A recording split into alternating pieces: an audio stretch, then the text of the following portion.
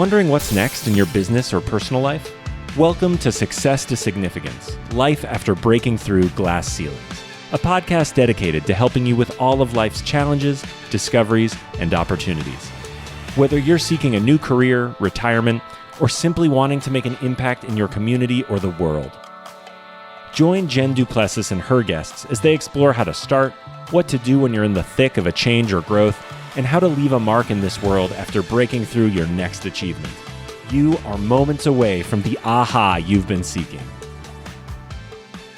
Hi, everyone, and welcome back to this episode. I am so delighted that you joined us today, and I can't wait to tell you a little bit about my guest. It's funny, and it seems like it's this way a lot, to be honest, Austin, where I am talking to people, just doing sort of a chit chat to say, hey, should we be on a podcast, together and that kind of thing. And it ends up being that should have been the podcast. So I think I'm going to start recording now. Yeah. Right. The only thing is we're not always in person. It's just an audio, and I like doing a little bit of both. So let me take this opportunity to introduce you to our guest today, Austin Linney. And he is a former service industry, which we're going to talk about, service industry veteran for 20 years, turned serial entrepreneur. Some really cool stuff that he's doing. He's a real estate investor, mindset, and business coach. He is the host of another weekly podcast called Construct Your Life with Austin Linney.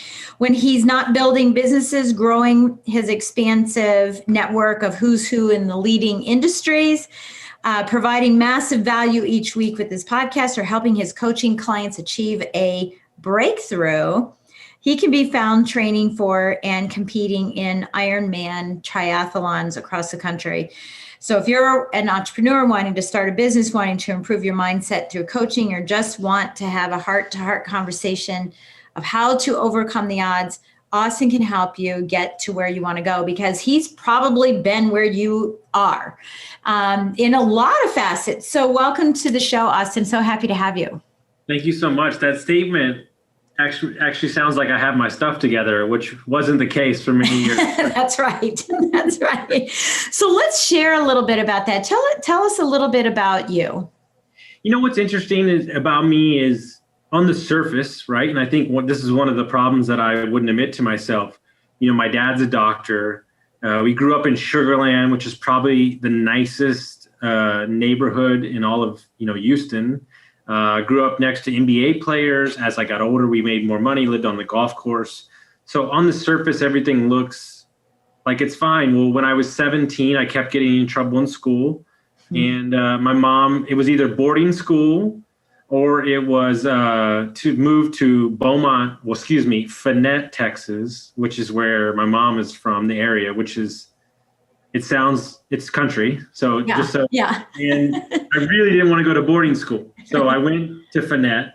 And then when I was there for a couple months, then my parents out of the blue told me they were getting divorced.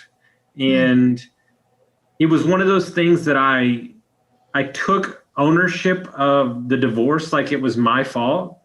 Yeah, as most kids do. Yeah. And ultimately it wasn't. It took me 20 years to figure that out. But that was something that I realized that at 17, it really affected how I viewed myself. And then not loving school, because I was super smart. I have a photographic memory and almost a recall memory, but school didn't really do anything for me. So, at 17, when I was still in school, I got into the restaurant business. And what they don't talk about a lot in the restaurant business is back in those days, it was, you more got into the drug business, the how to drink, how to, the alcohol led to cocaine use. Cocaine was a gateway to meth and, methamphetamines. And it's nothing to mess around with. It is a hardcore drug. And, one night a week turned into 3 nights a week. And then, you kind of go down this path of just, how did we get here? Yeah. Yeah. Well, and I know, and it's kind of par for the course. I mean, I remember when I was younger, we had Thirsty Thursday, right? Everybody went out drinking on Thursdays and stuff. And you wondered about the bartenders. They always looked really just drained and, driven. I mean, not driven, ridden would be the word, and not for females, but just really rough. they looked really rough, and that's probably what most of them were experiencing. If you weren't just being a waitress while you're in college and then got out and, that kind of thing.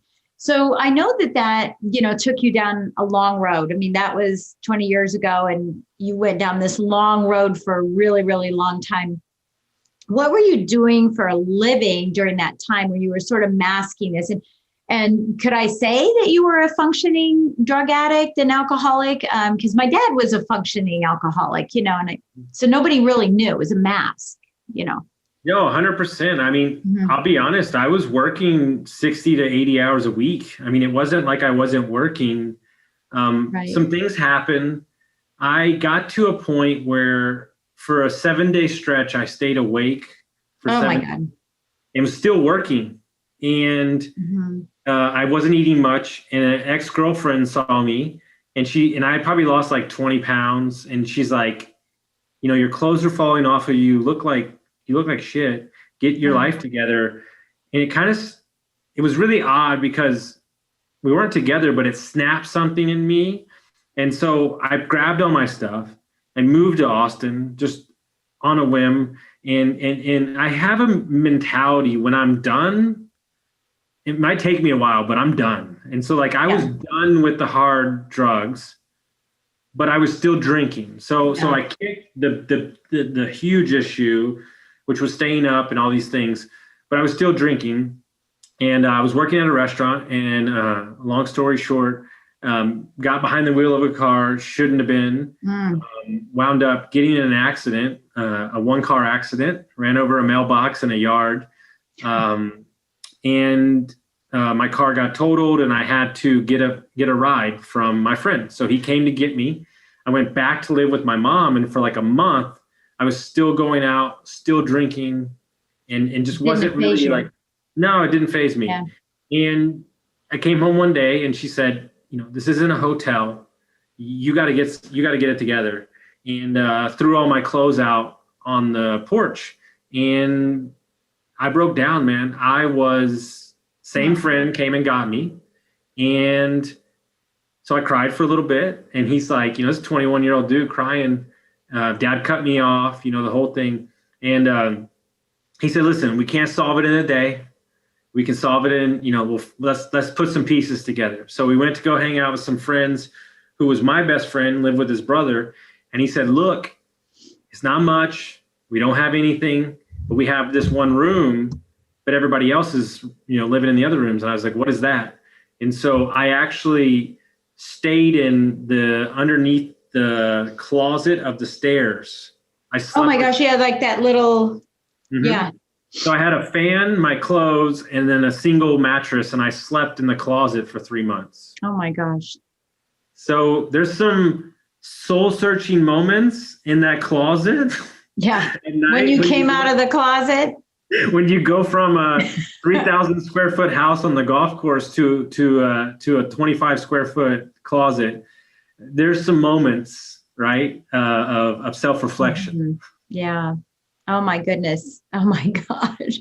So you like you said, you're the kind of person that says, look, when I'm done, but you have to be done. And I get that with alcoholism specifically, with my father, he had to say he was done. It couldn't be anyone else. He's the one who had to make that decision. And I think we have to do that in everything that we're doing, right? Whether we're transitioning out of a job, whether we're deciding to lose weight, need to leave a marriage, right? Want to make an impact in the world. I mean, all the time we have to have that passion and that drive to make that change, and that's a transition that we're all kind of experiencing right now, in COVID, and now we're in the new year, and everyone's still saying, okay, so do we just kind of go along with this for a little longer, or do we what do we do to make it different this year? So you obviously and how long have you been sober now?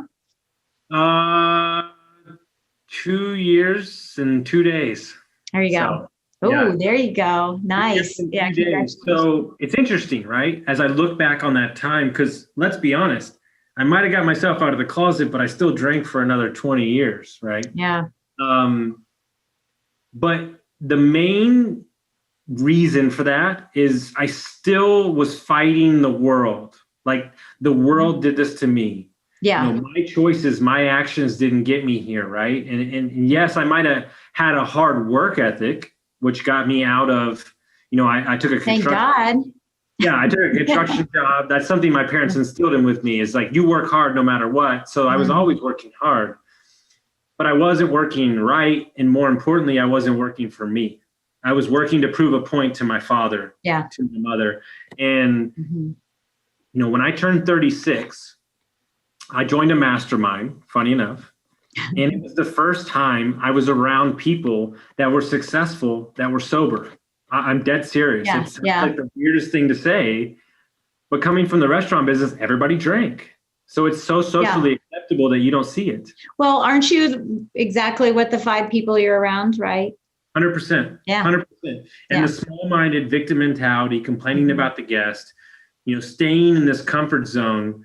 And when I started getting around these amazing real estate investors, these people that had, 30, 80 Airbnbs that were just crushing life, being good fathers. I had a guy, and I'm not going to lie to you, he's not the best guy to deal with. He don't mess around. Yeah. He has a crazy story of being like chained to his closet when he was a kid. Like, his parents are really crazy, right? But he helps people, right? Yeah. And he said, Austin, I'm going to ask you a question, because the same thing has been happening for the last 21 years. What ownership of you blaming yourself for your parents' divorce for 21 years have you taken of that moment? Right. Because there's a moment, and then there's all the stories you create. Right. Yeah. There's that trigger. Yeah. So what was that moment? I mean, what was that ownership? That was ownership that I, as a son, did not ever take ownership of how I treated my stepmom and my dad. And I called him and I said, listen, we haven't really spoke much. I said, but I want to let you know that I'm at a point right now where I take full, complete ownership of what I did and change it. But here today, regardless of the relationship that we have moving forward, I want to start down a positive route. Right. And long story short, we have a long conversation. And I swear to God, I remember the day where I was. It felt like these shackles of like 80 pounds just released off my legs. Now, that being said, it took me 2 months for it to really hit home. We were on vacation. I was at an Airbnb. It was 8 a.m. in the morning, overlooking a lake, and it was real foggy. And I was listening to music, and I was just out there by myself, and I had a full-on breakdown. I mean, crying, the whole nine. But I, in that moment, said, it's okay. Like, it's okay to forgive yourself the last 20 years. Side note, I found out some stuff about my parents' divorce that I wasn't the reason. So that was of course not. Of course not. But here's the kicker, and this is what people don't tell you. The story I've been telling myself for 20 years was not the case anymore. Right. So now I was lost, that I don't even know who I am. So then you had to rediscover yourself, construct your life, pun intended. I know, but that's what I love about that. And, and you and I were talking about that too, just because, my father was an alcoholic too. And, they stayed together until they died and all that, but it wasn't pretty. I mean, it wasn't pretty. And I think I mentioned to you when we were chatting the first time, that I stopped proving and started living. And that was sort of the catalyst that me, like, you're doing construct your life. I was like, just stop proving and start living, because I was living for everyone else, trying to prove to everyone else that I would not be like my father. Right. That was my limiting belief and what drove me, to do everything I did. And so I'm so glad that you came out of that. And I know that forgiveness, personal forgiveness is probably the biggest thing that we all have to learn, in life, is to forgive ourselves. I think people are looking out all the time saying, well, I don't know if I want to forgive them, or, if I forgive them, I want to make sure they know I'm going to forgive them, so that they know that I've done that great thing to them. To them. That's actually not forgiveness. That's making amends, right? And forgiveness is they don't even know they hurt you, and you just forgive them, and you forgive yourself for the way that you've been reacting to it, and so, because that's the barrier that needs to be, released. So you then did that and, had a couple of these breakthroughs and things. And, now you've been in Airbnb. You and I talked about Airbnb. We both do Airbnb. Yeah, my house is Airbnb'd all the time. Matter of fact, this weekend it'll be Airbnb. And so, somebody's finally getting married. I guess they had to wait till January or something, but I don't know. I don't know what the numbers are. There's some special number that's coming up this year, 2121. Yeah, 212121. But anyway, they're getting married this weekend. So you've done a lot of Airbnbs. You sort of made that switch from, although you were a sommelier, you were a master at your craft. Do you miss it? Do you miss it? What I tell people, and I'm so far removed from the drinking that I don't even think about it anymore. I won't drink again. Yeah. I'm romantic about alcohol. Yeah. Romantic about food because I was a chef. And so I still serve drinks to my mentors and my friends when I'm hanging out with them. And I make drinks by smell, and I'll still go to wineries.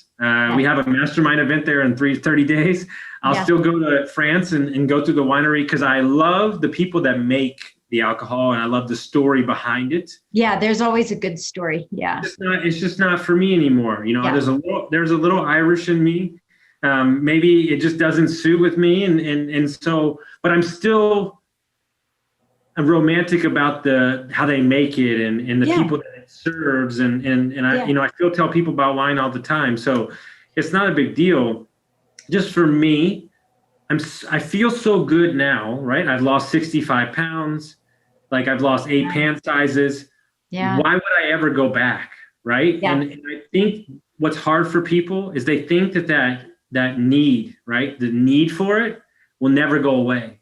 And I promise you, with enough work and enough time and with enough dedication and personal, self-discipline, that need will go away. And that's what I have to tell everybody is that you're not going to feel that tug on your heart eventually. Like, I don't know when and I don't know how, but ultimately there, Yeah. Well, and you don't want to put yourself in situations and stuff either, So, okay. So now you, when did you start investing in Airbnbs? And was that part of this that you've been around? Because I don't know, how long have Airbnbs been around now? I've been Airbnb for 4 years. The initial business of Airbnb has been around for 100 years, but the Airbnb, the company in the space, about 6-7 years. We started out. We started traveling when we were in Europe. I was like, man, this is pretty cool. We traveled the whole way. We went dude, here's a funny story. I stayed at a home away place in Costa Rica before Airbnb even launched. Even existed. I was like, this is a thing. I guess I'll try it out. And so that was interesting. That's a whole nother story. But I think we all have stories, especially overseas, right? I mean, we stayed at an Airbnb in Paris. I got to tell you this story though. I mean, you can tell your story too. But we stayed at this Airbnb in Paris and it literally was right down the street. Like, I don't know. It's hard to count in Paris because they don't really have houses. They have buildings and they're connected and, and all that stuff. But we were just a block down, maybe a 5-minute walk from the Eiffel Tower. Right. Everything for the Eiffel Tower. Perfect location. Perfect. You can see it from the room, everything. And, excited to go. It was our 30th wedding anniversary. I think. Yeah. 30th wedding anniversary. And my husband had just had 3 heart attacks. He had 3 heart attacks 6 years ago. Now, it'll be 7 years here in a month or so. But he had 3 heart attacks within 3 months. And here we are. So he had the heart attacks like March, May, right? March, April, May, something. And here we are now going on this, our thing for our 30-year anniversary and going to Europe for 30 days. So I have all this baggage and luggage and all that stuff. And we had planned it out. So we would stop at an Airbnb that had a washer and dryer so that I could only take half the clothes, right? None of the weather matched what the weather forecast was anywhere that we were at, anywhere. just didn't matter because I was going to wear a cute little dress in Paris, and we ended up freezing our butts off and having to change our clothes 3 times because it's pouring rain and all this stuff. But here's the funny thing about this. They said it was on the 4th floor. They didn't tell us that it was a winding staircase and no elevator. Yep. After my husband just had 3 heart attacks. And I'm a little thing. I'm only 5'4", I weigh like 110 pounds. And I'm trying to pull this luggage that weighs almost more. and I'm sure in the moment that you and your husband are having the nicest conversation. Oh, no. It's like, you gotta be kidding me. What the, all this stuff. And then they had these rules about leaving your luggage down in the bottom, that they would just take it and throw it out on the street if you left your luggage down there. So one of us was watching the luggage. One of us was kind of doing the thing. And oh my God, it was hilarious. And there were many of the places that we stayed that were just, stories that are similar, but look they're fun stories. That's why we're telling them. I actually have a similar one, 34th floor, and my ex-wife, who I was with at the time, doesn't get on elevators. And gosh. There was 2 separate staircases that didn't go to the same areas. Right. So we couldn't find her for a while because she went, I swear to God. And the room was like 200 square feet, maybe. Like, it was a thing. Yeah. It was beautiful view. Beautiful view. Well, someone's going to write a book about it. Someone's going to write a book about stories at Airbnbs and, the funniest things that happen at Airbnbs. We had someone who got bit by a snake here at our house. Oh my goodness. They reached in to turn on the grill outside and got bit by a black snake. I can't prevent that kind of stuff. It's the country. You decided to come out to the country. I can't prevent a bear from walking up. I can't prevent, whatever. But yeah, it's kind of funny. So, okay. So you've got how many Airbnbs now? Because you've got 35. So funny enough, we actually manage Airbnbs. That's right. You do. That's right. I remember you telling me. I started with 3 of my own. Yeah. That were all in San Antonio, and then joined up with these guys from California about 2 years ago. We scaled up to 26 in 7 states. That's a whole nother, there's many discussion. I know. There's many cry moments in cities I'm not even sure I know anybody in. So, but that was a very learning experience because this is in life in general. I think we as people get to a place, right? 26 Airbnbs in 7 states where we thought we wanted to be. And then when we're there, we are mad as hell, but we realize we're the ones that wanted to get there. Yeah. And it may not be what it looks like in our mind's eye. Right. The dream becomes a nightmare. Yeah. Or something else. Yeah. Yeah. So we decided what you wish for.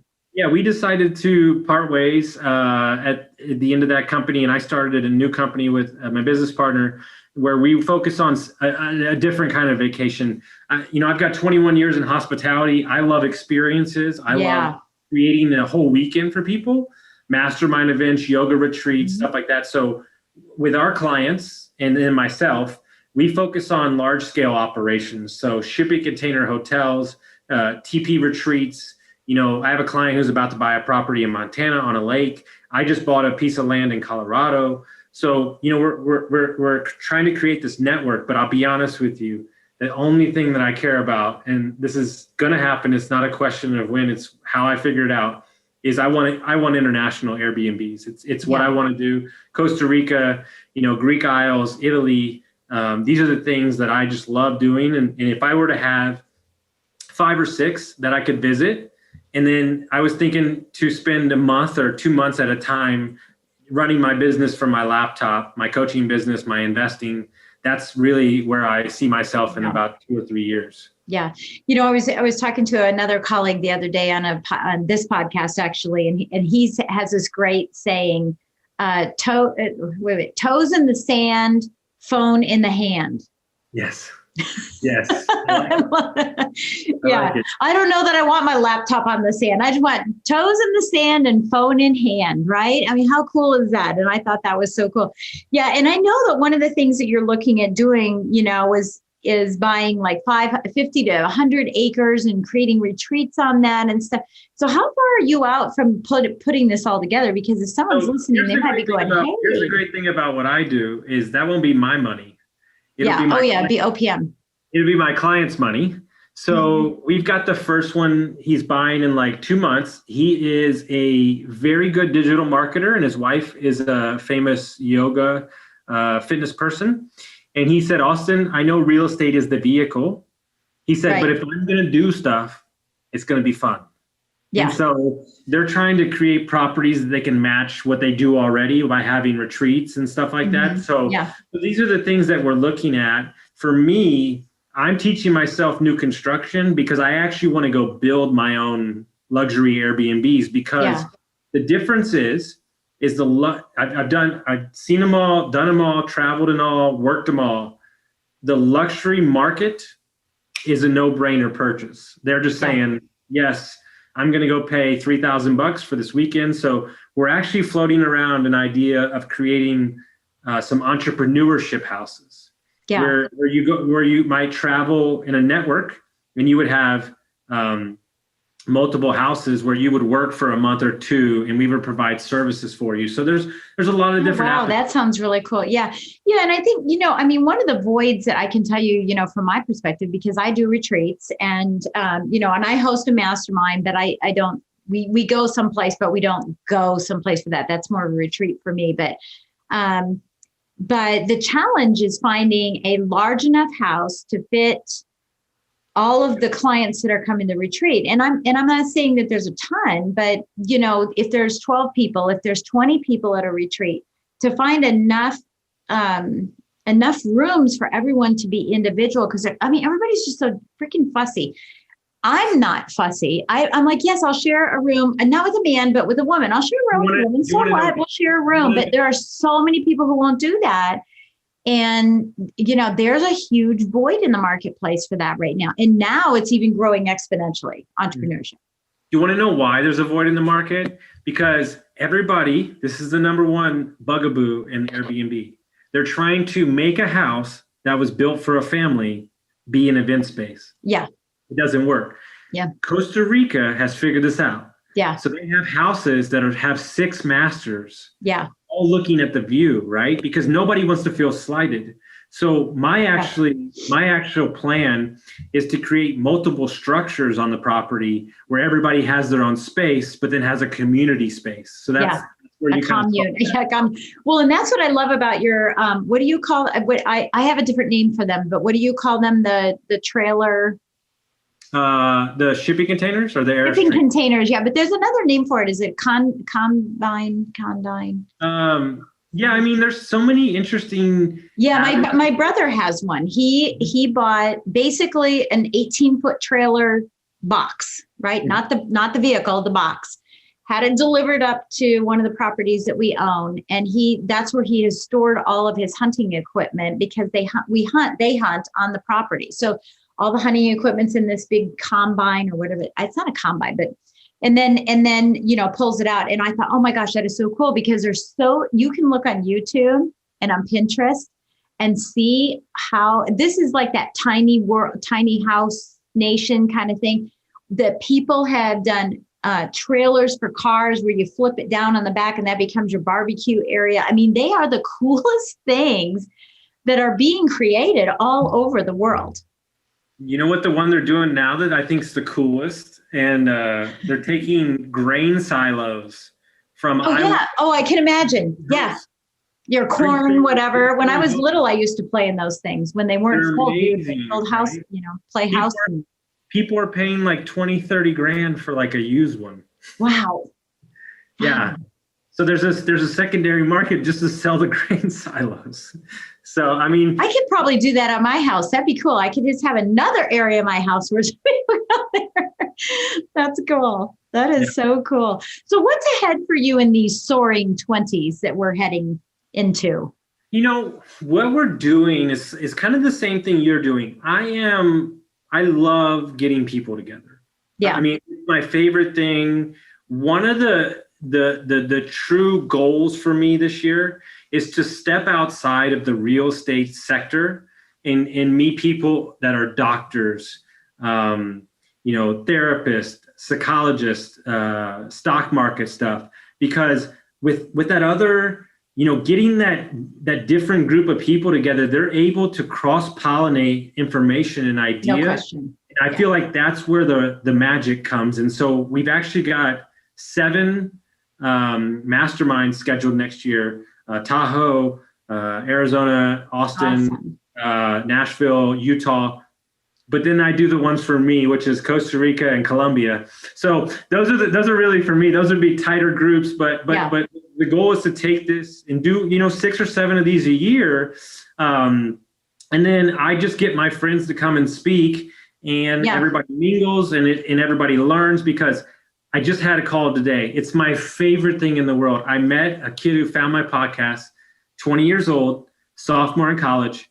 And 4 months ago, he read Rich Dad, Poor Dad. And he's like, I don't want to do what my parents want me to do. And I'm That's like, right. That's right. Let's go. I'm like, you're my dude. Let's go. So we're actually, something that we just decided to do the other day that we're very excited about. I keep meeting these entrepreneurs that have young kids that have businesses or have a business idea. Yeah. I want to create a separate fund to invest in middle school or high school kids' businesses. That's like the thing, is like, I think financial literacy in America is terrible. Yeah, it is. Yeah. So a lot of my stock guys, the guys that do a lot of this for a living, large amounts of money, we're trying to come up with a course for kids to teach them, the basics. Good. Yeah. Well, there is an organization called YEA. My husband used to call it Yay, but they don't like you to call it Yay. But it's YEA. It's Young Entrepreneurs Association. It's a Shark Tank in the United States. It's a Shark Tank. And I was actually an instructor for 3 years. And it's 6th graders to 12th graders. They come in, they create an idea, they create a product. 2 of our students were on Shark Tank. 1 was funded by Shark Tank after they won the national for themselves, and then went on to Shark Tank. So really, I mean, they're so innovative. They're so smart. A lot of them come from the STEM programs, for the girls, and then the guys are all into gaming. But oh my God, what tons of money in gaming. That I found out. But yeah, I mean, they just need the push and the whatever, but it's very isolated to chambers of commerce. That's where it comes from, the YEA program. So yeah, so go look at that program. You'll maybe model or not model. I can give you suggestions on it too. But I think that's powerful that you're doing that, and I think that kids need it. It's the equivalent of trade school nowadays. Yes. Because it's so hard to find trade school, mechanics and plumbers, which we need all that stuff. But yeah, it's like not finding it, for these kids. What's interesting? We were talking this day, and I think this is one of the disconnects, and I hope we get back to it. We've created this moniker around money, right? And who doesn't want money? I want freedom. Right. But that's not success. I want houses. Yeah. but understand that with the responsibility of said dollar amount that you're trying to get to also requires you to be a boss, health insurance, you got to oversee people. So I think there's a number that we have to get to in our own head, right? Yeah. That's the benchmark. And then when we get there, then we can make a decision from a place of strength instead of wanting. Right. And I think desire and need and dream. Yeah. Desire and need. And I think your masterminds, I'm a mastermind facilitator, I'm certified. So masterminds are meant for that. I mean, they're for other people to see the outside in and, see things that you don't see. And, I think that's incredible, because that, especially if you hone in on that. And I love that, construct your life, or build a lifestyle, not a bank account. You and I've talked about that before, with my programs as well. We both kind of talk in the same area. I think we just have different types of clients that we talk to. No, it's the truth, because as I've got in masterminds and as I've met my mentor, all my mentors are in GoBundance. I have dudes out in LA that do $130 million deals. Yeah. When you sit down with them and you're face to face with them, and you realize, and they'll tell it to my face, you are no different than me and you. I just got started with better mentors. That's when you wake up to the fact that it's all possible. Yeah. Everything's possible. There's no ceilings. And when you can wrap your head around that, and then more importantly, on the back of that, your daily habits are locked in on who you are, then you're good to go. Yeah. Well, and I think that's probably one of the best things to do. I love Atomic Habits, right? There's a lot of different, he regurgitated a lot of the other people. He just made it simple for everybody, right? You're getting it. Oh, I thought you were getting the. I have all my books alphabetized. So when I want to talk about a book, I have it. Good too. I just finished. Oh, there you go. Yeah. That's cool.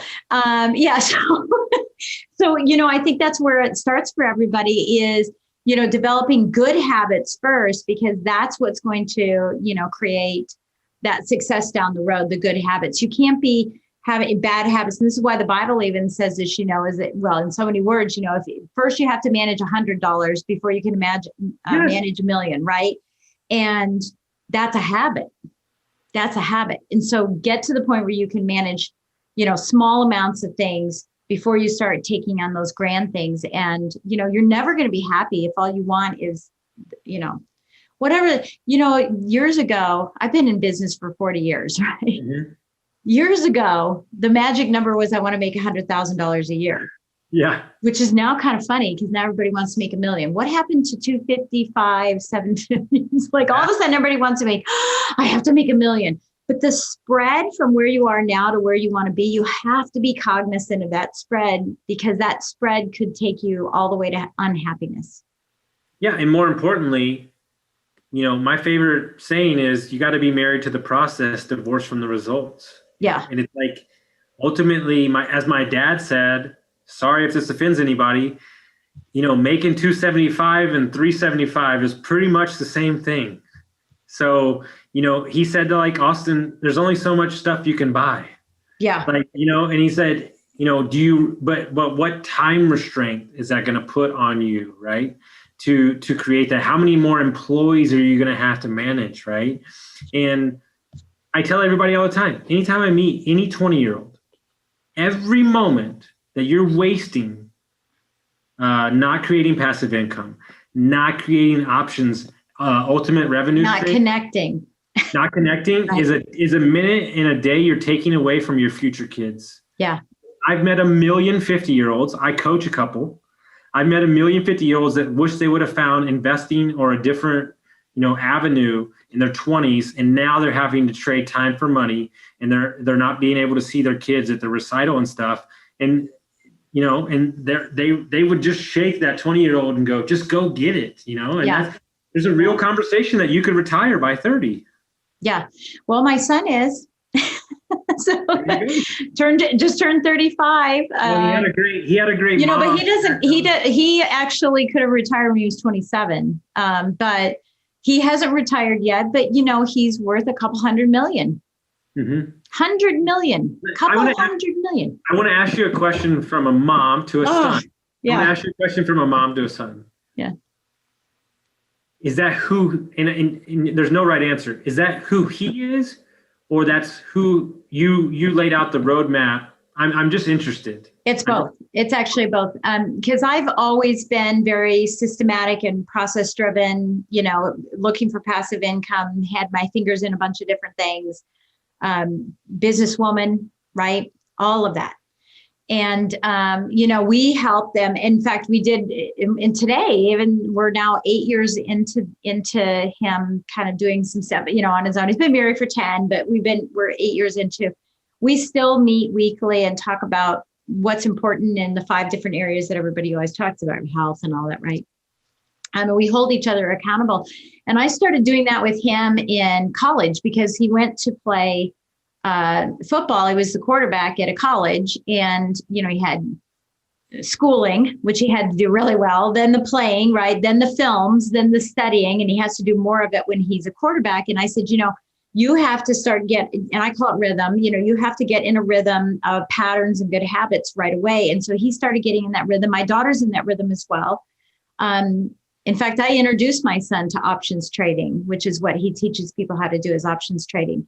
I introduced him to it, but he took it from there because of the habits that he had developed and seen mom and dad develop, right? And watching us fail, right? Or fall backwards, fall backwards and saying, okay, note to self, don't do that. Right. So he's seen all of that and just took, some of the better pieces. Now it's not that he doesn't have any failure. He has failure. He has some team issues right now. He's got some team issues like managing people. But he knows that all problems can be solved, and it's just to work around it. And my daughter's just like that too. She just turned 33 2 days ago and wildly successful in her business as well. But she keeps measuring herself to her brother, which I can't stand. Yeah. But, because success is just, the eye of the beholder, and she's just a lovely, lovely woman from the inside out. And that's it's priceless. Right? That's priceless. But yeah, so it's a little about, he had the drive, the entrepreneurship was in him, but we gave him the roadmap. Yeah. Well, it's interesting to tie it all together with the coaching that I do is that he was available for the information. Yeah. Oh yeah. It didn't mean, absolutely. You know what I'm saying? It didn't mean that he took everything, but he was open. Right. And so here's the thing about me is that no matter if I was headed down the wrong path or the right path, I was always open. It didn't mean I always listened or took it in, but I always heard it. Yeah. And so that's one of my old business partners said, look, no matter where you go, he said, we tell you something and then the next day you fixed it. So like I might not want to hear it in the moment, but I hear it all. You know what I'm saying? Like Well, Greg Reed, Dr. Greg Reed, who owns and is the founder of Secret Knock, Greg, and I'm in one of his masterminds. And one of the things that he says is that if you go to the sand, to the beach, right, and you pick up a pile of sand, right, there's sand that will flow through. You got it, you heard it, but you don't have to keep it, and keep what's good, but be thankful for what you got. Don't but everything. I love that. Don't but. In fact, it's not allowed in mastermind at all. There's no buts. You have to keep that at the door. So you can't say, I tried that but, and then, thank you. Maybe you let that one go. Maybe you let that one sit there for a little bit, right? And maybe tweak it a little bit. And it's just, I thought it was really cool. And it's just, and I'm always reminded of it. I'll take it. Thank you. Now let me sort it and figure out what's going to work best for me. And I think that's what you're saying is, like being open. So I absolutely love that we're, having this conversation. And, again, what you do for a living is, creating this passive income and well, it's active until it becomes passive. You have to actively work on it in order to get it to the point where it's passive. And, and I think that that's a really great story for everyone to hear is, overcoming the diversity that you've overcome over time and then really just having this positive outlook. And it sounds like you're creating something that's going to be brand new. It's going to be, what do they call it? They don't call it sticky, but it's revolutionary. And I'm excited to see where it goes. I can't wait. And, I just want to say thank you so much for joining us today and being with us. We could talk forever, you and I. Yeah. No, it's my pleasure. And ultimately, it's interesting. The path I think this is most important to me because I wasn't this way. I forced everything. Like, this is how it was supposed to be. It's supposed to be this way. But what I realized is that I was strong enough to go through everything I want. And you know what's really odd? It's alarming how all my coaching clients are going through the same thing. Yeah. And as my coach says, you coach what you've been through. Oh yeah. Your mess is your message. Mm-hmm. And I think it's important to understand that was the reason. And so now I have so much gratitude that this is what I get to do all day. Yeah. Just help. And something from an earlier we saw in this is that my coaching clients think that I'm some special person, right? And what they don't realize is I'm just polishing off what they already had inside them. They just lost it somewhere in the moment. And it was the same with me when I met my coach and so on and so on. Well, and all these people that are doing these big things, when they said the same thing to you, look, we all put our hip pants on the same way and our shirts on the same way. And we're all the same people. It's how we direct our flashlight on a daily basis. It's really where are we heading and how do we direct it and what do we learn from each one of those? So Austin, if someone wants to get a hold of you, what is the best way for them to reach you? The best way is Instagram, Austin Linney. that's the way that I always answer all my DMs. I just got on a call with a 20-year-old today that messaged me. And so Facebook, Austin Linney as well. I'll always answer my DMs because I'm almost addicted to helping because I just want to help so many people. And I realized that by helping the person in front of me, I'm also helping them be a better father, a husband, a better brother, sister, and that helps the people around them. So it's this, what I call a ripple impact, ripple impact. Yeah. Well, why make a ripple when you can make a splash? There you go. I'm going to have to take the sand one and that one. I'm done. I got it. Right. Well, you're helping you at the same time too.